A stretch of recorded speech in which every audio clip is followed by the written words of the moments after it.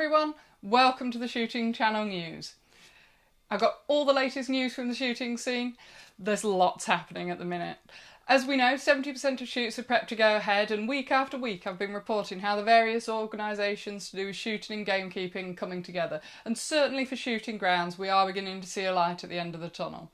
Hitting the nationals yesterday, for those of you that didn't see, we have the Daily Telegraph telling the country that shooting needs support, otherwise we could end up losing £600 million. While we're in the big figures, let me tell you, Guns on Pegs have discovered that the total spend on shoot days is £82 million a year on hotels, along with £250 million on employment, equivalent to 74,000 full-time jobs, remember.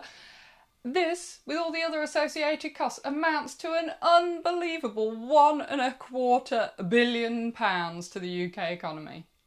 £1.25 billion. I know. We're in a strong position now, people. Many shooting schools and ranges can and already do, especially in the case of down the line and sport trap, adhere to the 2-metre guideline anyway, as is already the norm. Minimum.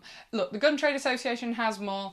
I'm going to pass you on to them and then we'll hear from David. I was delighted last week to be able to get Jonathan Ginogly MP to write to the Minister for Digital Media, Culture and Sport to say that shooting on shooting ranges and shooting grounds should be part of that first area of sports relaxation for the public that they can get back to. I'm delighted that a little bit of gun making and gunsmithing still continues.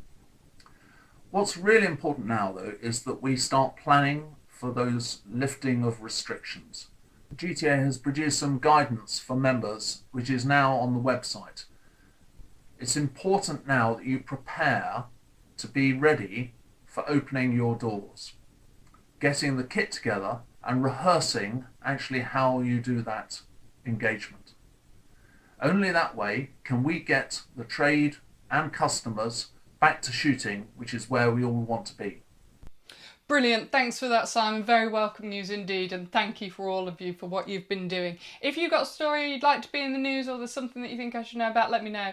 Alex at the Shooting Channel. Now I'm going to pass you on to David, who's got some other ideas for going forward. Here's a taster. We've been, for the last 6 or 8 weeks, we've been clearing up the shooting grounds, we've been clearing up the gun shop, doing all the odd jobs.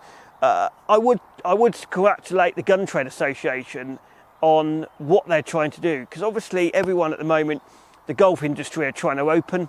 They've been trying to open at the start of May, and the Gun Trade Association are out there trying to really put up against other sports, because we are a small sport compared to golf, compared to football. I think Simon's doing a great job of trying to put our industry in front of it.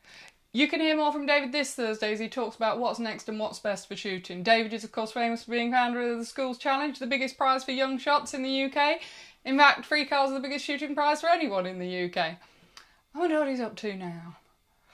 Find out Thursday night, 7:30. Press subscribe, hit the bell. If you've already done that and that's how you got here, please share, tell your friends. Now's the time to be getting people on board with what we're doing and sharing. This is one way that you can help.